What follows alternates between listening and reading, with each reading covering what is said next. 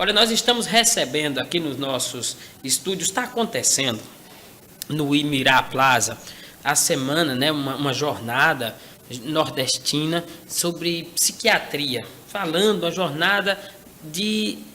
sobre um assunto extremamente atual e importante, que são os transtornos, sejam eles os transtornos de ansiedade, transtorno de humor, ou como você possa colocar. Esse é o grande mal moderno e nós convidamos na manhã de hoje o doutor Daniel Sampaio. Ele é psiquiatra, ele é professor de medicina da UERN e ele vai ser o palestrante amanhã, vai conduzir uma mesa redonda nessa jornada nordestina de psiquiatria.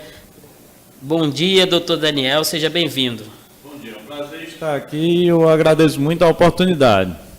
Professor, nós estamos tratando aí, e essa semana de psiquiatria, de fato, coloca uma informação importantíssima. A sociedade moderna, a crise, tudo o que está acontecendo tem levado as pessoas a uma mudança de humor, a transtorno de ansiedade. Como é que a psiquiatria tem visto essa situação? As doenças mentais, né, as doenças, por exemplo, como a depressão, elas estão na Bíblia, né? Elas sempre existiram. Mas hoje a gente vê o índice de adoecimento crescer com índices alarmantes, né? Cada vez mais as pessoas adoecendo de transtorno de estresse pós-traumático.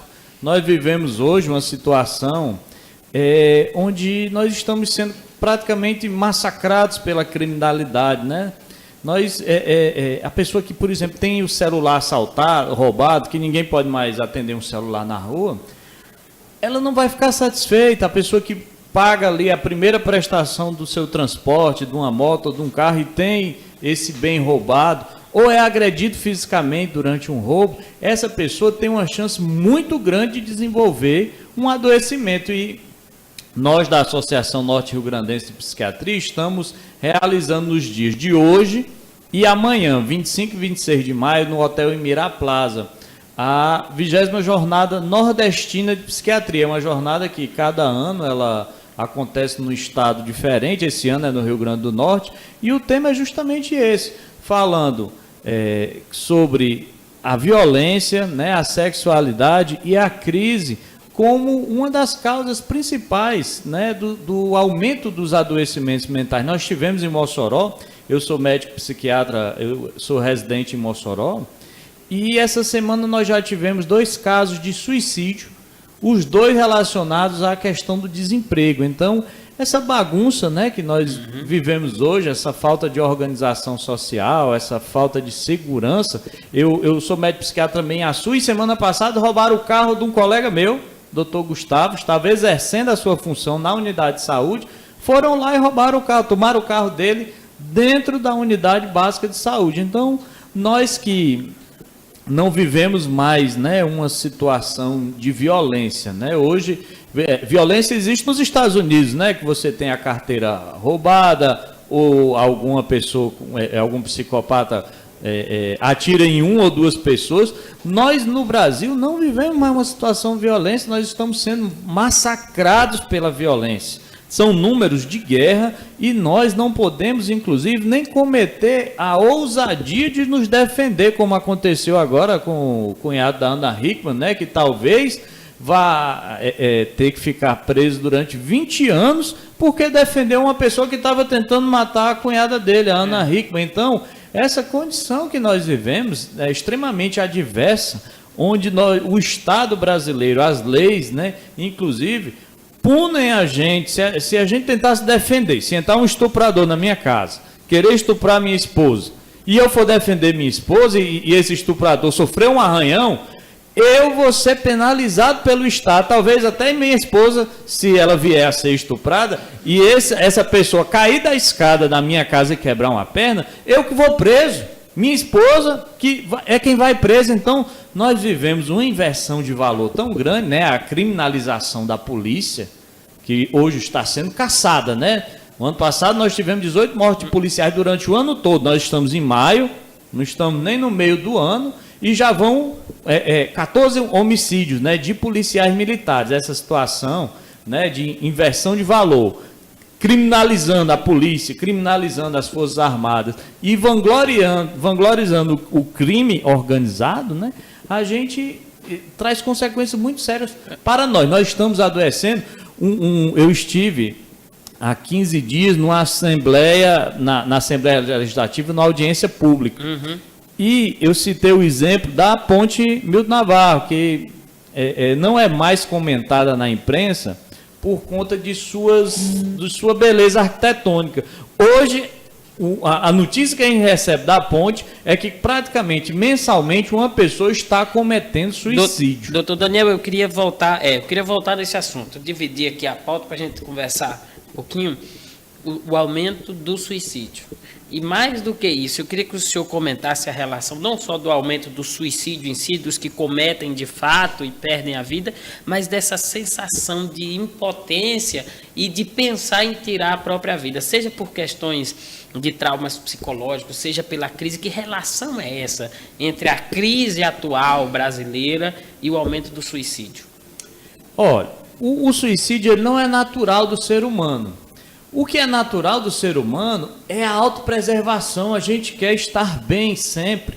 E quando é que o suicídio ele acontece? Quando é que o pensamento, né, a ideação do suicídio ela acontece? Vem em decorrência de alguma doença mental. É praticamente impossível alguém que não tem uma doença mental pensar em suicídio. Então, o suicídio é decorrência desse adoecimento. E hoje nós vivemos um ciclo muito perigoso, porque nós vemos o governo estadual, por exemplo, fechando várias unidades de saúde. No interior do estado, né, os hospitais regionais estão sendo fechados. Em Mossoró foram fechados 3 hospitais. No nosso hospital psiquiátrico, lá em Mossoró, as vagas foram reduzidas à metade, mesmo com o crescimento da população, né?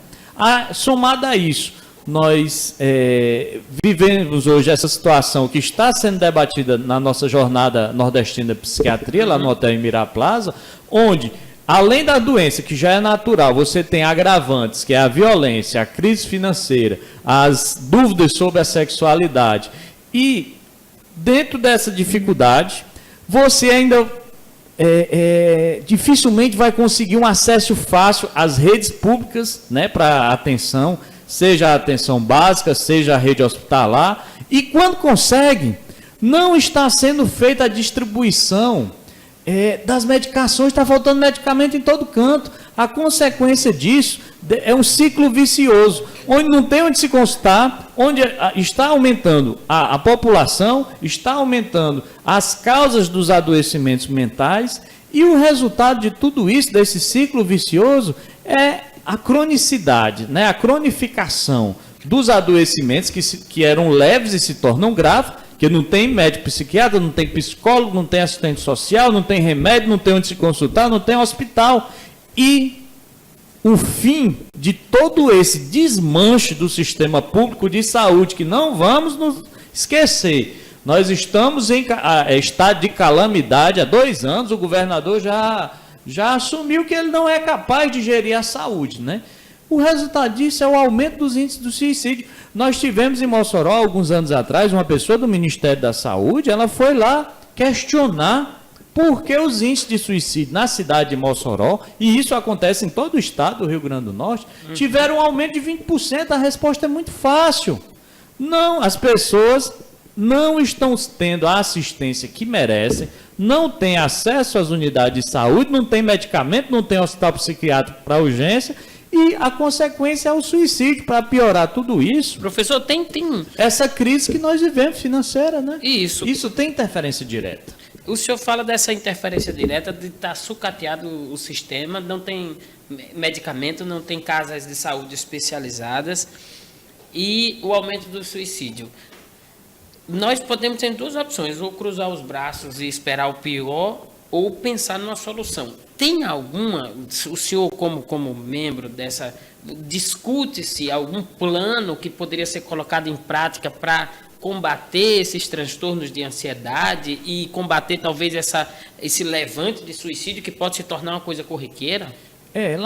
Nós, da Associação Norte Rio Grandense de Psiquiatria, nós temos um entendimento de que o problema ele é muito complexo. Ele depende da parte médica, Então, nós, por exemplo, temos o entendimento de que as medicações psiquiátricas que faltam tanto, elas deveriam ser de distribuição obrigatória, como é a medicação para hipertensão, como é a medicação para diabetes. A pessoa chega na farmácia com a receita e recebe o medicamento, sem depender de prefeitura, sem depender do Estado, né? Isso é fundamental, porque a maioria dos casos que se agravam tem como decorrência o intervalo do tratamento ou a parada total do tratamento. Então, isso é uma alternativa. Nós temos já há muito tempo planos para integrar os sistemas de saúde, onde seriam integrados a urgência psiquiátrica, onde seria reorganizado o ambulatório. Nem todo mundo tem 200, 300, 400 reais todo mês para pagar uma consulta particular. Nós precisamos ter ambulatórios que iria somar a rede de CAPs, né, para que as pessoas pudessem ter aquela reavaliação psiquiátrica, aquela reavaliação do seu tratamento, e isso iria evitar, sim, que as pessoas adoecessem muito. Alguns hábitos nós conseguimos orientar, né, que é, por exemplo, a pessoa ter uma atividade física regular, tomar menos café, reorganizar os hospitais psiquiátricos. Nosso hospital João Machado funciona, só Deus sabe como. O nosso hospital lá em Mossoró, que praticamente nós temos 2 grandes hospitais psiquiátricos no Rio Grande do Norte. Em Natal, o Hospital João Machado, e em Mossoró, o Hospital São Camilo, que atendem não só a população do Rio Grande do Norte, atendem inclusive a população de estados vizinhos. Isso seria a parte médica. A parte que está sendo discutida hoje lá no Congresso depende muito do que nós vamos ter como escolha. Por exemplo, para esse ano, esse é um ano que ele é muito importante nas nossas vidas. Ele talvez seja um ano decisivo nas nossas vidas, porque nós estamos tendo uma eleição muito importante, eleição para presidente, Doutor Daniel, eleição para governador e para deputados, né? Eu vou entrar nesse assunto ainda, mas antes eu queria voltar um pouquinho, que eu queria que o senhor... Eu já notei que as classes, as entidades de classe, o que acontecia antigamente, doutor, é que as entidades de classe, às vezes, ficavam um pouco separadas do processo, né? Ficavam esperando que a coisa acontecesse. E as entidades de classe médica, ou agora você vê os caminhoneiros tomaram partido, foram às ruas, cada um fazendo o seu protesto. Ou colocando de forma clara de que não só expondo o problema, mas expondo uma solução. E é isso que eu lhe perguntei, de que forma isso pode acontecer. Antes de mais nada, mandar um alô para o Leonardo Soares, que manda parabéns ao senhor pela explanação das palavras, também para Marcelo Avelino e Aldemir Henriques, que estão acompanhando. Professor, uma pergunta que chega.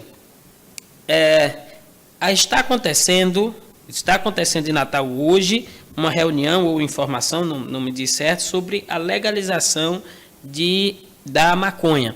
Como é que a Sociedade de Psiquiatria se posiciona em relação a isso? Totalmente contra.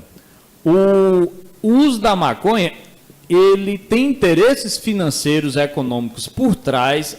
Nós que temos filhos, os adolescentes precisam entender, a gente não pode ser o tempo todo manipulado, ser feito de idiotas, né, por alguma questão de marketing. Olha, a maconha, isso é cientificamente comprovado, as pessoas podem ver artigos científicos na internet. O uso da maconha, ele é causa isolada da doença mais grave da psiquiatria, que é a esquizofrenia.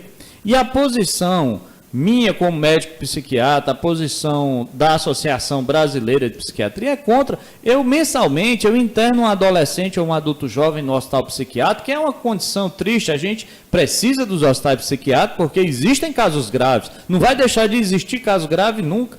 Mas poderia ter sido evitado se o jovem não fizesse uso da maconha. Então, alguém está ganhando dinheiro com a venda da maconha e está querendo repassar de forma errada, de forma interesseira para os jovens, de que é um produto natural, de que não vai fazer mal nenhum. Olhe, adolescentes, pais, isso tudo é uma grande mentira. É alguém que está vendendo um produto que, claro que não vai falar que é ruim, que ele quer tomar o dinheiro de vocês, independente do adoecimento. Eu já visitei 2 lugares em épocas diferentes. Eu já visitei Amsterdã, na Holanda, e já visitei a Califórnia, nos Estados Unidos, onde, em alguns momentos, tentou-se liberar o uso de maconha. Mas os prejuízos com saúde pública, os prejuízos com a questão social, que a pessoa abandona o emprego, o menino para de estudar, precisa de mais hospital psiquiátrico, o prejuízo foi tão grande que no caso da Holanda, mesmo tendo um lucro com o turismo muito alto, os custos com saúde pública foram infinitamente superiores. Agora é proibido. Na Holanda, quem está pensando em ir para lá fumar maconha, não vá mais, porque lá já foi proibido. As autoridades perceberam que foi um grande erro na Califórnia. Houve uma época que se chegou a plantar mais maconha do que alimentos. Hoje tudo foi revisto. Não existe mais essa liberação, o uso não da maconha, mas de um componente da maconha que não causa sedação, aquela alucinação que a maconha causa, então não vai deixar ninguém de barato. Esse componente, sim, ele é usado, mas ele precisa ser extraído em um laboratório. Então, vamos fazer um alerta, né, pais, quem tem filho, olha, isso não é um produto natural, isso sim é um produto que pode levar você para um hospital psiquiátrico, para ser internado por uma doença que não tem cura e que não vale a pena, né? Não vamos acreditar nessas mentiras. O que vai ser debatido lá, eu nem imagino o que é que vai ser conversado, sim. Mas a posição da Associação Brasileira de Psiquiatria e a minha como médico psiquiatra é de que a gente deve evitar o uso de maconha e de qualquer outra substância psicoativa, como cocaína, crack, enfim. Eles fazem parte da mesma lista de substâncias que a gente deve evitar. São substâncias que causam dependências químicas. Pois é, o senhor é professor, né, da UERN, por isso que às vezes me refiro como professor e também como doutor, já que o senhor é psiquiatra.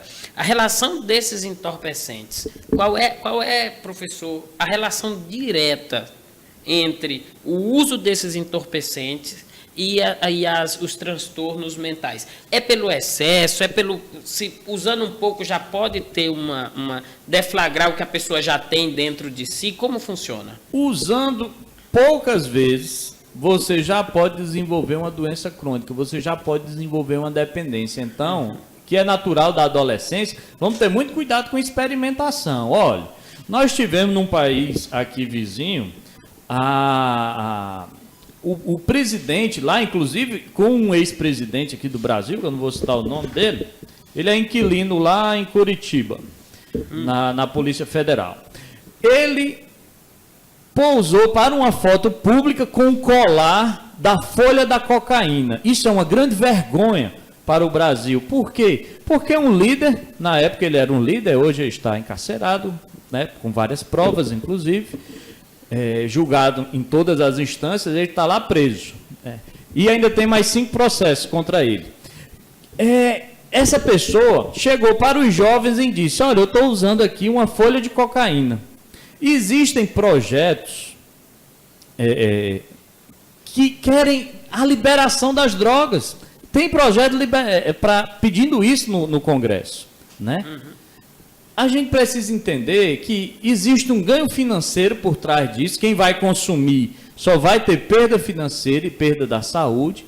E existe uma ideologia política também por trás disso. Da mesma forma, hoje, por exemplo, a gente vê um ataque. Eu sou psiquiatra que cuida também da infância e adolescência, e eu fico muito triste com o ataque que as crianças e os adolescentes estão sofrendo. Por quê? Estão querendo difundir a ideia de que as drogas podem ser liberadas. Não podem. Onde foi liberada, já foi proibida, em todo lugar do mundo, mas está querendo fazer isso no Brasil. Estão querendo obrigar as nossas crianças a ter orientação sexual aos 8 anos de idade. Isso não é o momento. Os adolescentes, sim, precisam ter aula sobre orientação sexual para evitar gravidez, para evitar doenças sexualmente transmissíveis, mas hoje querem orientar sexualmente criança de 8 anos, querem liberar banheiros mistos, né, para uma criança de 8 anos uma menina de 8 anos poder conviver, compartilhar, visualizar órgãos sexuais de um homem adulto. Nas escolas, eu tenho colegas que moram em São Paulo, onde isso já está acontecendo. As crianças já estão sendo bombardeadas com isso. Na escola particular, tem o banheiro feminino, tem o banheiro masculino, E tem o banheiro misto, onde o homem adulto vai poder mostrar o seu pênis para a menina de 8, de 6 anos de idade. Essa é a porta escancarada da pedofilia. E nós que temos pais, nós que somos cidadãos, né? Nós não podemos aceitar esse tipo de ataque às nossas crianças, aos nossos adolescentes. Está se queria ser obrigado as crianças, por exemplo, a questão de ideologia de gênero, que também não tem embasamento científico, assim como a maconha, o uso recreativo tem algum benefício, não tem embasamento científico nenhum, mas em caráter de urgência estão pedindo, inclusive, que seja votada uma lei para que os nossos adolescentes possam fazer mudança de cirurgia, uma cirurgia para mudar de sexo, sem autorização dos pais. Isso só aconteceu no nazismo. Os pais não tinham mais autoridade sobre as crianças. Então, liberar cirurgia de mudança de sexo, liberar a orientação, a educação sexual aos 8 anos para criança, liberar o uso de drogas, nós não podemos aceitar como sociedade civil, e a gente tem que entender, isso faz parte de um plano que está aí na nossa cara e nós não estamos querendo combatê-lo. É um plano para destruir a base familiar, que sempre, desde a história, em toda a história da evolução humana, a base familiar sempre foi a família. Nós precisamos de Deus e, nesse momento, precisamos nos defender. Doutor Daniel, muito obrigado. Eu vou só pontuar algumas coisas. Me chega uma pergunta se é aberto a semana de psiquiatria, se ela é fechada só para psiquiatras ou se a população pode participar. Não, o debate, a Semana Nordestina de Psiquiatria, que está sendo realizada hoje e amanhã, dia 25 e 26 de maio, no Hotel Imirá Plaza, em Natal, é aberta a todas as pessoas. Eu já estive lá hoje, né? E tanto para médicos, clínicos gerais ou de outra especialidade, enfermeiros, psicólogos, assistentes sociais, psiquiatras, todos que cuidam da assistência básica e, claro, os estudantes universitários. A jornada, ela visa a gente ter um espaço para o debate, porque depois das palestras, eu amanhã vou presidir uma mesa sobre depressão.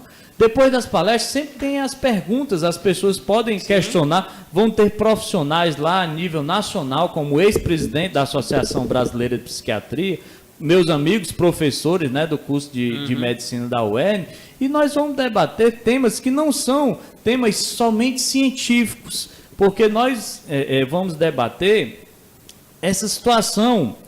A causa dos adoecimentos hoje, uma causa muito importante, é um momento de dificuldade que nós vivemos. Como, por exemplo, eu estava vindo de Mossoró, tem um bloqueio de caminhoneiro lá em Açu. Eles me deixaram passar, mas é inadmissível os preços do combustível chegarem a esse valor, né? Há alguns governos atrás, houve, por exemplo, compras de refinaria que valiam $300 mil por mais de um valor superior a $1 bilhão, né?